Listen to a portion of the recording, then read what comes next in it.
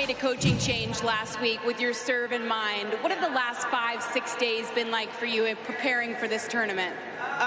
Honestly, really tough. Honestly, mentally exhausting. But I'm trying. I mean, it wasn't the best today, but, at 30 all, it came in when it mattered. But, it's an improvement from last week in Cincy, so I think, I'm just trying to improve with each match.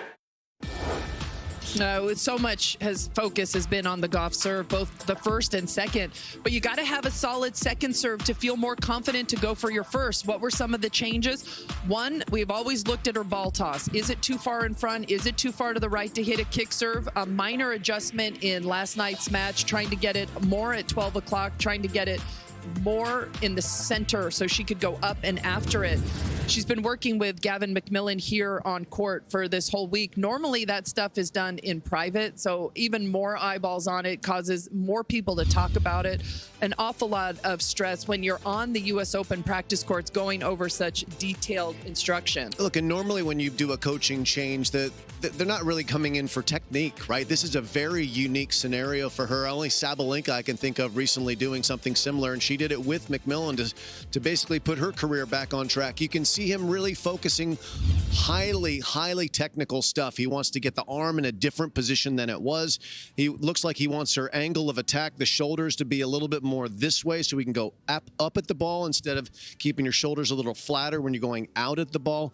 Coco talked about how she feels like she's trying to learn how to speak a new language in 5 days. It's a lot, but, and I will say this, it has to happen at some point. She needs to fix this the way that Sabalenka did. And I think it just shows you what type of competitor Coco is, that she's willing to do it here before her most important tournament of the year, in broad daylight, not behind closed doors, where most of these types of changes would be trialed and worked out. I mean, this stuff is living on YouTube forever now. It's really fascinating. Jannik Sinner made a change with his footwork before Wimbledon a couple of years ago, but that was just the footwork. She's doing a little bit different things with her hip, with her shoulders, with the racket toss. This is highly complicated stuff.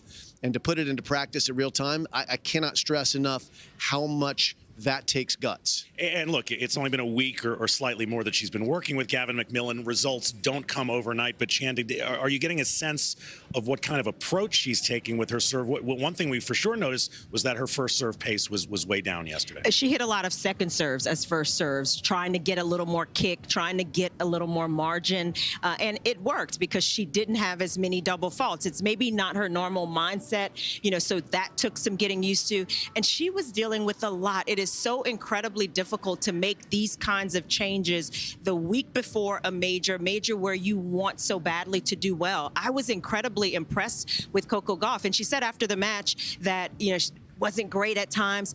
She had some incredible rallies with Tomljanovic. I mean, there was a high level of tennis at times, and I think a lot of it got overshadowed by the serve, but there was a lot I think she could be proud of with how she got through that match. You could see her make the real-time adjustments between what she would miss on the first and then what she would do on the second. You could almost, if you were really looking at her, you could almost see her saying like, okay, now I'm going to do this. So she was trying to implement all these changes between first, between seconds. That takes energy out of you as well.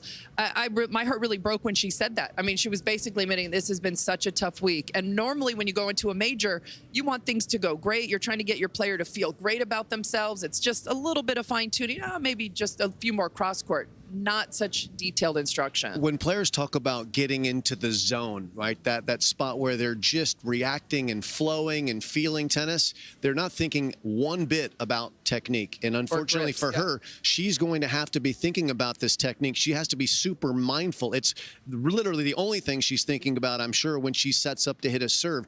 So she can't, there's no way she's going to play her best tennis in this tournament.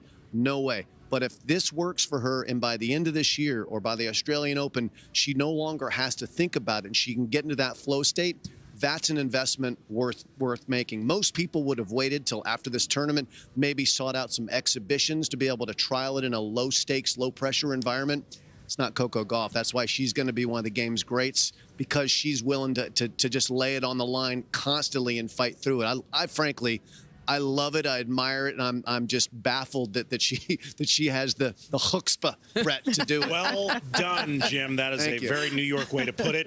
We'll see beta test number 2 tomorrow as Coco takes on Donna Vekic in round 2.